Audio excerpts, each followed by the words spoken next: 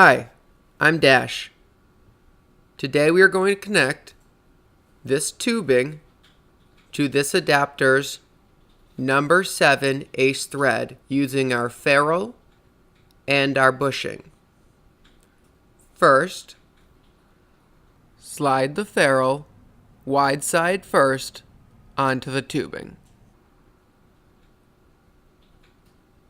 Second, slide the bushing onto the tubing to meet the ferrule. Now screw your ferrule bushing combo into the adapter's threaded end until you feel a resistance.